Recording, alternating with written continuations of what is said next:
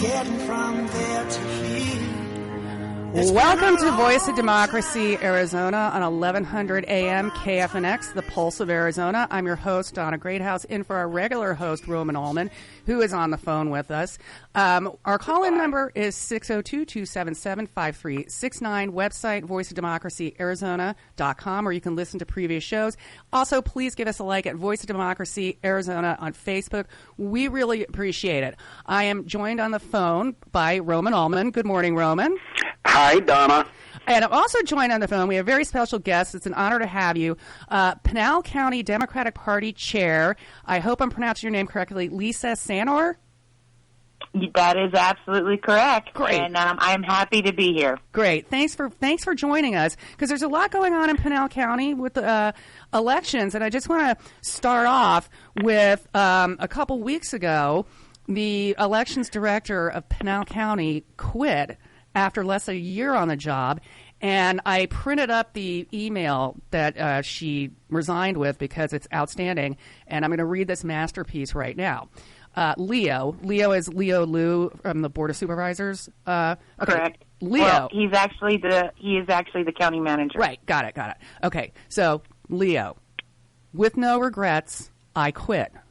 When you no longer respect those you work for, it is time to leave. I have watched as you idly stood by when I was attacked. I cannot work for an individual who does not support me. The environment fostered by your team and the Board of Supervisors is toxic. I believe the elections department should not be politicized. You relegate impartiality, common sense, and dedicated work to irrational, extremist political party views and rhetoric. It is a far reach to see how you will deliver clean elections when you bend to a faction of the Republican Party. Clearly, politics are the value this administration desires in a place where politics have no place: elections administration. In my career, I have never been subject to the ridicule, disrespect, intimidation, and attacks on my reputation and ethics that I have endured in these past months. Really, not respectfully, Geraldine Roll. So Geraldine Roll was the person who was running Pinal County elections. And like many elections officials across the state of Arizona and across the country, she was targeted with harassment and attacks and accusations of being corrupt and running fraudulent elections. And so, I mean, what's going on in Pinal County with your elections department? Well, I will tell you, this is the fourth elections director that I have seen as county chair. Yeah. There is our Board of Supervisors, they really like the Band-Aid method. Mm-hmm. And Band-Aids, as children, are wonderful things. They can come in a wide variety of delightful little designs, that they're proud to show off to their peers.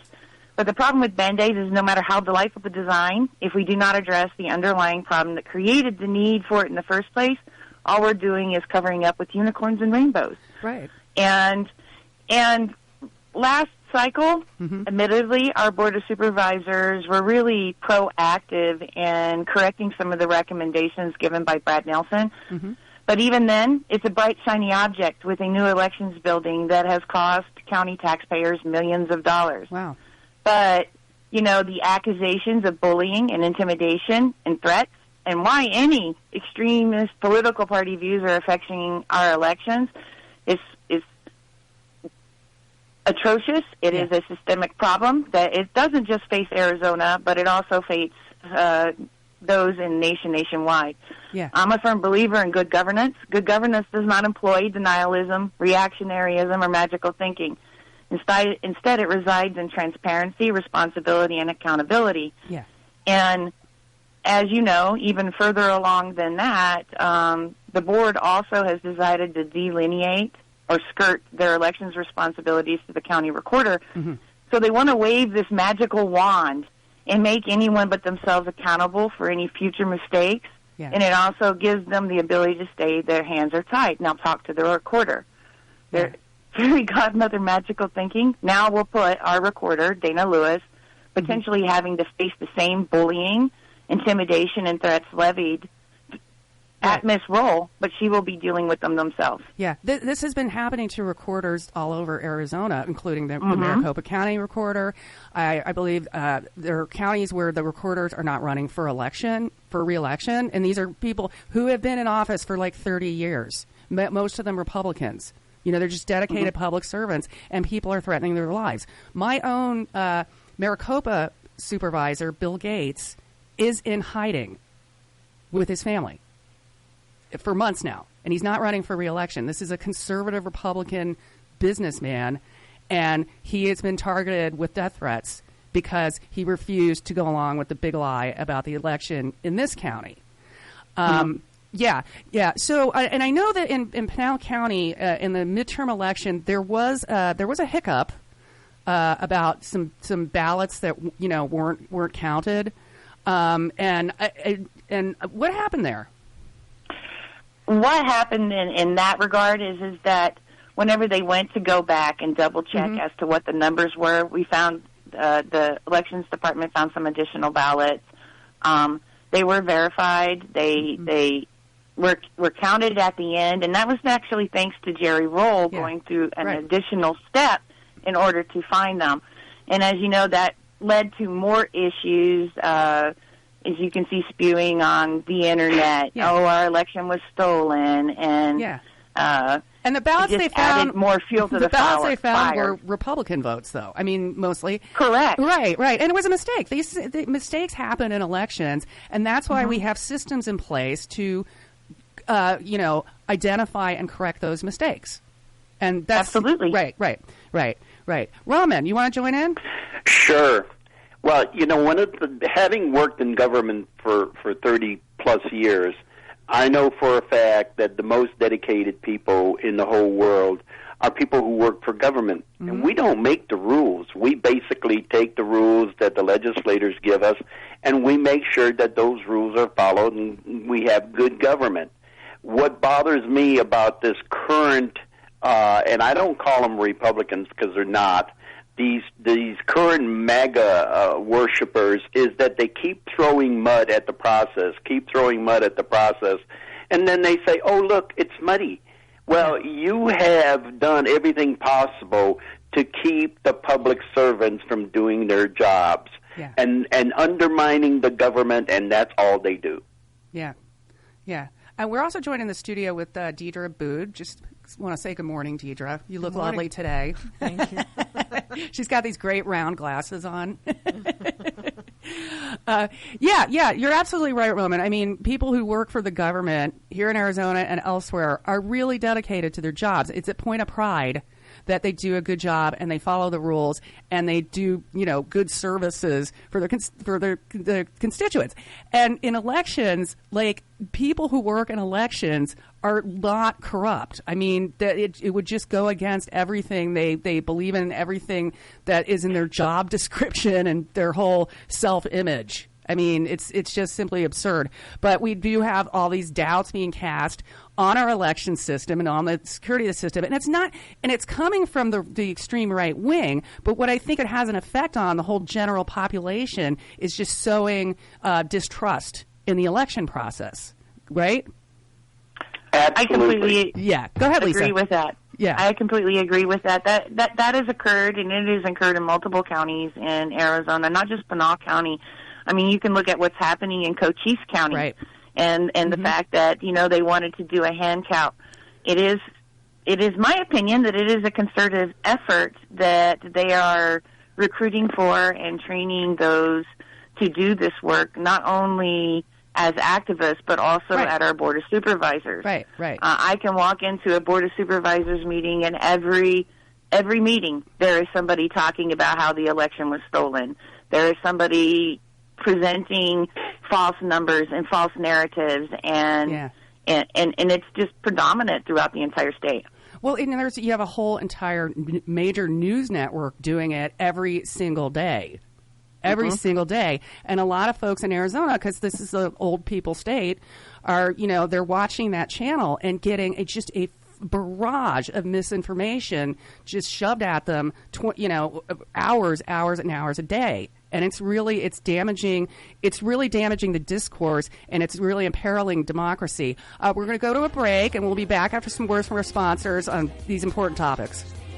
Arizona on 1100 AM KFNX, the Pulse of Arizona. I'm your host, Donna Greathouse. Call-in number is 602-277-5369. Also, please give us a like at Voice Democracy Arizona on Facebook. We appreciate your likes and comments there.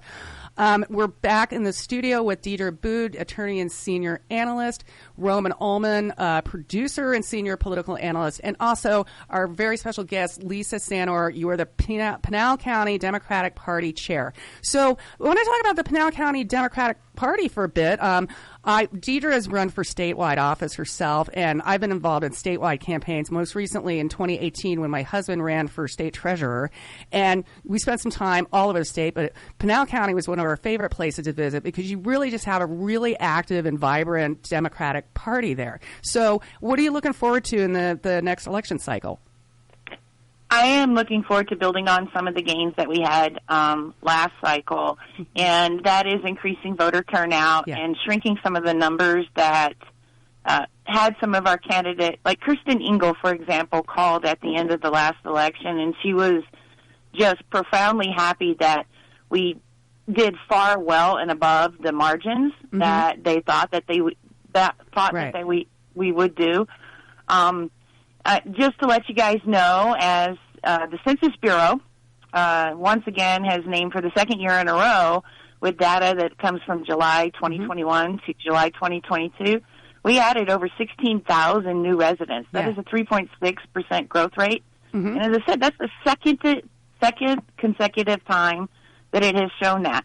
Pinal County's population is now estimated at 500,000 people with over 300,000 registered voters, which is what led ruralorganizing.org to name Pinal County the #1 rural power building county in the nation. Wow, that's and amazing. In third place, that is Cochise County.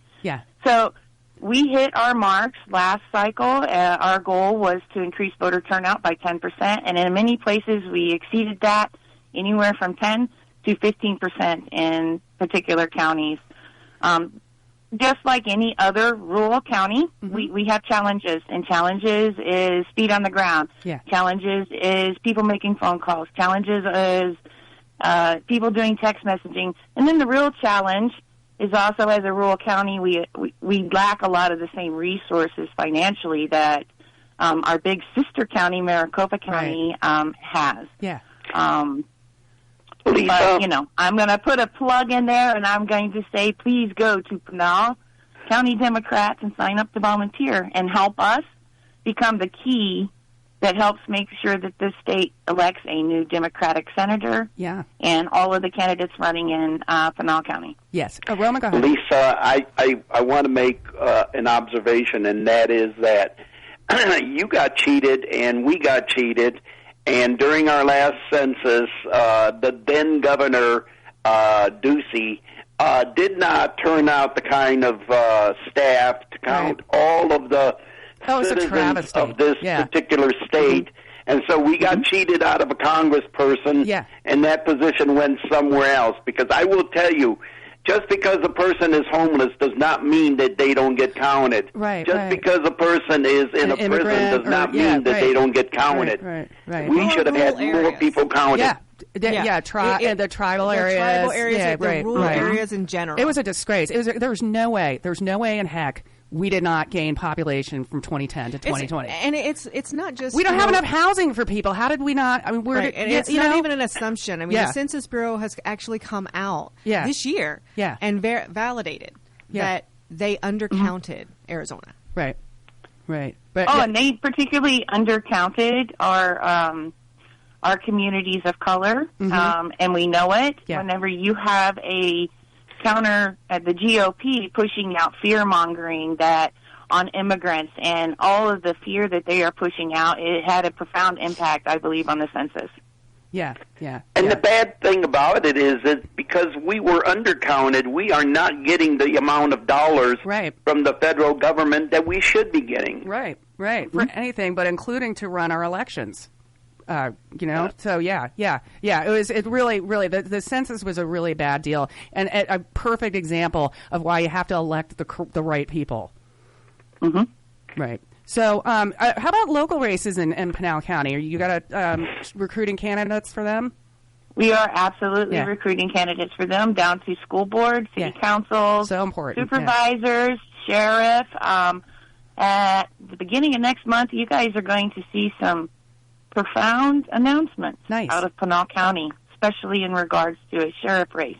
Oh, wonderful. Because who doesn't want to get rid of, although he's not running against Mark Lamb, but who would not like a Democrat sheriff in Pinal County? Yeah. Well, we were able to get a really bad Republican sheriff out of office in Maricopa County. I'm a big believer in never ever giving up. I seriously, when I first moved to Arizona, I moved to Chandler, and you just knew if you lived there, everyone who represented you was going to be a Republican, right?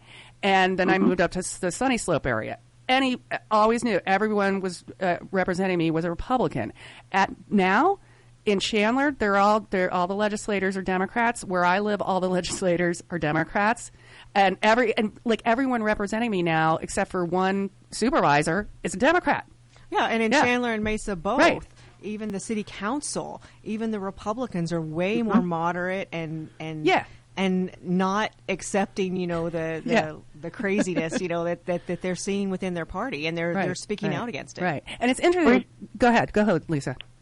Oh, I was just saying that, that on the aspect of not giving up, LD 16 encompasses parts of Maricopa County, Pima County with the majority, and Pinal County. They were the only legislative district to flip a Republican seat in the state. Nice.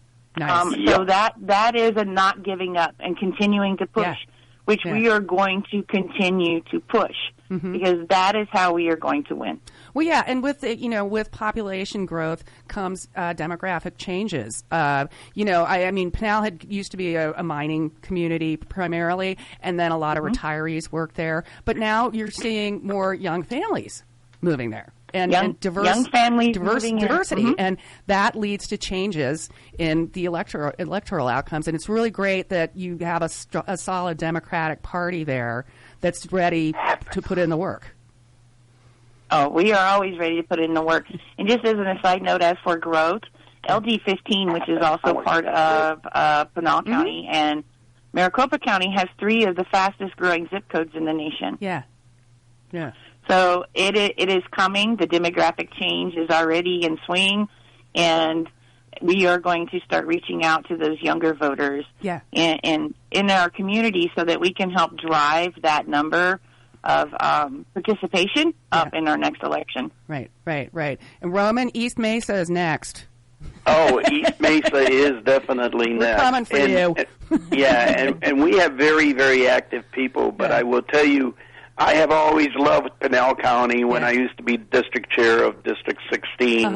The most active members of our district were all from Pinal County.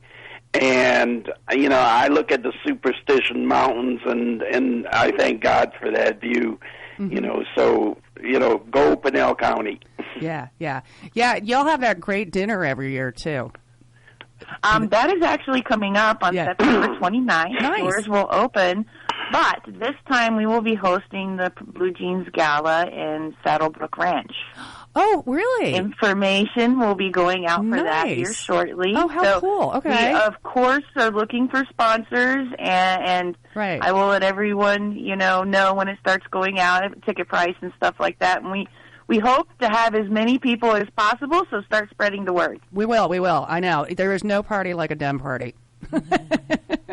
Absolutely. And I'll tell you something. I think I'm the oldest person in this conversation because I'm 81. and the simple fact is I look at who works for the people, and this Republican Party is not the party of John McCain. This Republican Party is not the party of Goldwater. Yeah. These people used to have differences of opinion on how the budget should be and how government should be, but they were honest human beings. And then now you got people like Carrie Fake You know, I mean, how can you possibly call yourself a Republican and follow Kari Lake? That's insane. Yeah. She's pretty much the top election denier in the state. And money waster. And money waster, yeah. And time waster, because she's not... Kari, if you're listening, you're not going to be on the VP spot. I'm sorry to tell you this. I don't think Donna's the first one that's told her this. Anybody who calls herself a Donald Trump in a skirt, I'm sorry. Yeah, and it is. But she is really, but she's dangerous. She's dangerous. I mean, we laugh at her because she's ridiculous, but she is really spreading dangerous misinformation about elections, and that is leading to people being threatened and having to go into hiding. And causing the state of Arizona to spend millions of dollars on her lawsuits that she loses and loses and loses. And has to pay legal fees. She doesn't even work for the news station anymore. So who's giving her all these money? I don't know. Is she paying her bills? I'm sure. I mean, she's got to be fundraising. She's fundraising off of it. But we can always be like Kelly Ward and buy a yacht. Yes, there's another one. And Mark Lamb, as you mentioned. I mean, we just have some dangerous Arizona. It's so weird because we're becoming this more progressive purple state, and yet we have some people here who are really extremely, extremely, I'm just going to say fascist in their views. Yeah. But he had a very lackluster fundraising quarter. Okay. And spent well over half of it, including paying his wife for consulting. Yeah, nice. And $15,000 in clothes. Nice, cool. Yeah. All right, that's our hard break. Back after some words from our sponsors and a news break. Next, Pulse of Arizona. I'm your host, Donna Greathouse, in for regular host Roman Ullman, who is on the phone. Our call-in number is 602-277-5369. We welcome phone calls. If you want to argue with us about the election, that's okay, but don't yell at the guy in the booth, all right? We're not going to tolerate that. Anyway, also joined by Lisa Sanor, Pinal County Democratic Party Chair. That's a lot. That's a mouthful. And also Deidre Aboud, attorney and senior analyst. And I want to turn this over to you. You have a report about legislation on voting rights, attacking voting rights in Arizona. Yeah, so the Republicans in Arizona state legislature have been attacking voting rights like right and left for years. But in the last 5 years, they've put in like 100 bills a term. And every year it's increased about 36% every year. They've gone up with more bills. So just a couple of them, or a few of them. One, which they put it several times, was require Election Day in-person voting at voters' precincts only.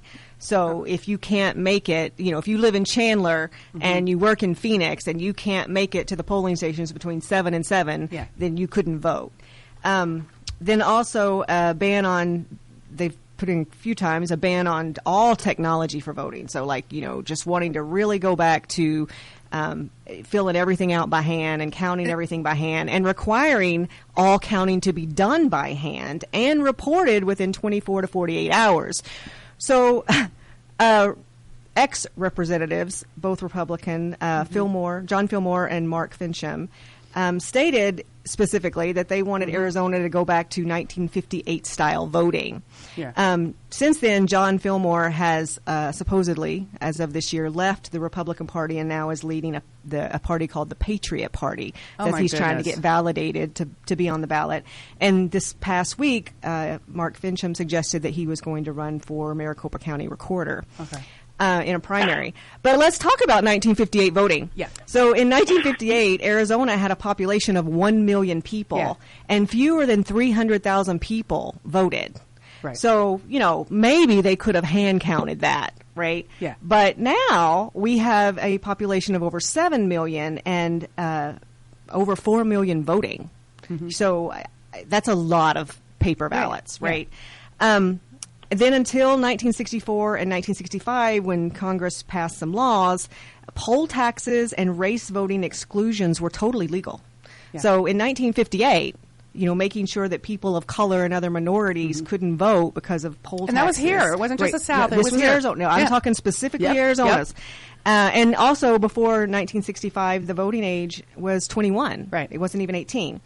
The Supreme Court didn't even uphold the bans against illiteracy literacy tests that banned people from voting until 1970, which intentionally suppressed the votes for Native Americans and other minorities. So in 1958 style voting, literacy tests would have been something that kept people from voting.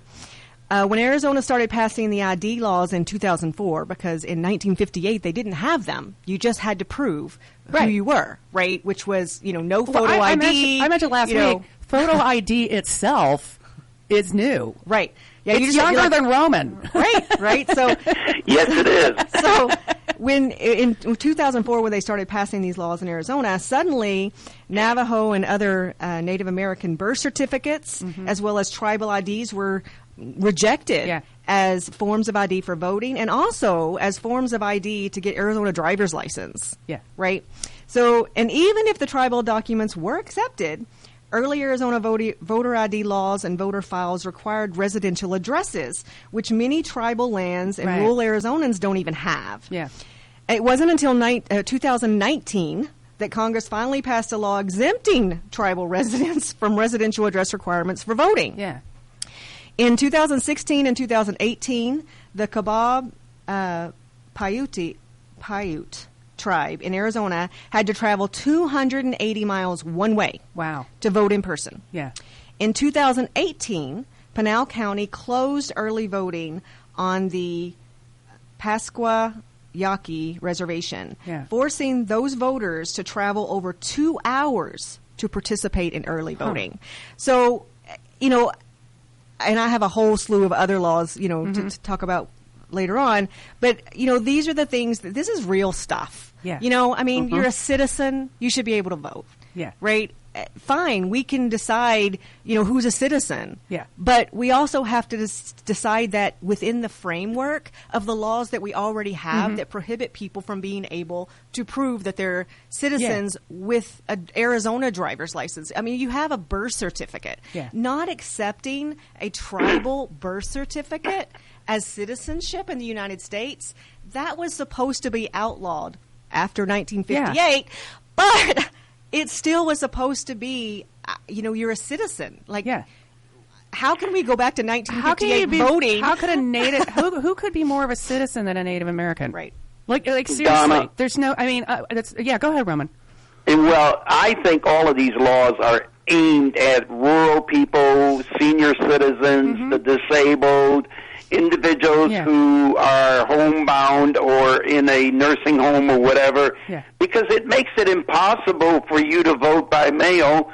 It makes it impossible. I know an individual who got a stroke the day before the election, and had the wherewithal to tell his neighbor to take the ballot to the ballot box. That vote would have never been counted.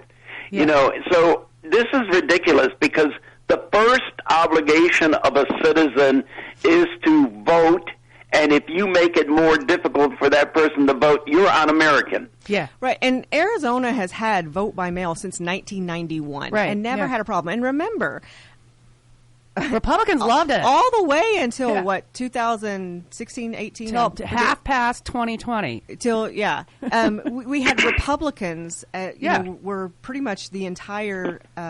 we had a hard time getting Democrats to trust it 20 years ago. And 70% of votes in Arizona have been vote by mail for a decade. Yeah. Hey, Lisa, what is it in Pinal County? Do you have a pretty high vote by mail? It's almost 80. It's almost 80% vote by mail. And as of 2020, it was 80 for the whole state. Right. Yeah. Mm-hmm. Yeah. But for Pinal County, you have to remember we still are a precinct-based voting county, and for the Paki tribe down in District 23, the ability to have what I would call a hybrid voting center would have prevented those miles, and those are conversations that I continue to have. Yeah.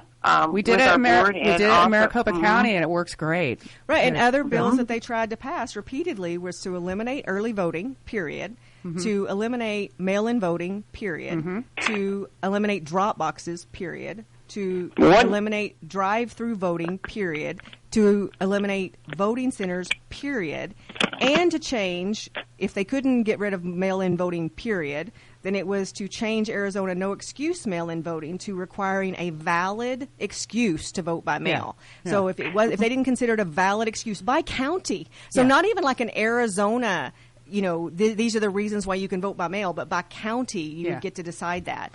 Arizona. That veto stamp is going to be getting a workout, man. And even though Arizona does not have same-day registration, they still wanted to pass a bill to proactively make it a felony for any state or county official to allow same-day registration. They also had several bills to purge hundreds of thousands of Arizonans for the voter rolls and deny them the right to vote, mainly based on whether or not you had voted in the last election. So if you missed, a municipal election, then you couldn't vote in the next statewide election or federal election. And then the big one for me, the biggest one, is they wanted to give the state legislature the ultimate authority to accept or reject election results for primary and general elections. Oh, of course. Without cause. Yeah. And without citing any kind of fraud. Yeah. Just simply reject it. And then once the state legislature rejected that election for no reason whatsoever, any voting person in the state of Arizona could then request that the entire election be held again. Nice. Oh. Yeah. Yeah, I can see lots of money being spent. Yeah. Donna, did I hear you correctly to say that the guy who was there on January 6th and tried to overthrow the government now wants to be the county recorder? That is what I said. Yeah. And it was Deidre that said that. Yeah, it's Deidre who said that. But, he's in the last 6 days. He's going to run the GOP primary, though. The other dude is a patriot now. Okay. But to be there on that riotous, traitorous mob and try to overthrow the government, and now you want to be our county recorder. Yeah, and regardless of what they keep saying, that was not a legitimate discourse. No. That was an attack on the on the capital of our country. Yeah. It was an attack on the police. Yeah, and they're continuing to convict people involved in it. And this one woman got convicted the other day, and instead of listening to her attorney, she just went on a rant about how justified the January 6th attack was. So, she's going away for a while, but there are people in Arizona in elected office who belong in prison with her as well. And my hope is that one day we will see that justice be done, because we're not done with this. It's not over. And it's actually not over, too, because the Supreme Court is actually looking at taking a case that could allow them to invalidate every conviction over January 6th. Yeah. So we'll see how that goes. I've got, after our break, we're going to in a minute, I've got a little stuff to say about the Supreme Court, because I think that's another topic. Go ahead. That we got a minute to... No swearing. You need longer for Let that. me say, in regards to the Supreme Court, I have never in my life lived under the attack that women's rights are right now. Yeah. And that is sad. I was 4 when Roe came out, and so my whole life too. And I still can't believe it. I wake up every day. I just can't believe that happened to us. Roman, you're sniffling. I said no swearing when you talk about the Supreme Court. Okay. Well, even you can call them turds, but just don't use. That's an acceptable word. We've had a few people who have already served their sentences for January 6th that are out, and we have the famous one in Arizona, and they are right back to playing the crowds and even though they took plea deals. Yeah. Supposedly within a plea deal, admitted their responsibility, served time, got out, and now they're saying that there was absolutely nothing wrong with what they did. They would do it again, encouraging people to prepare to do it again. It's called fleecing the sheep. Yeah, and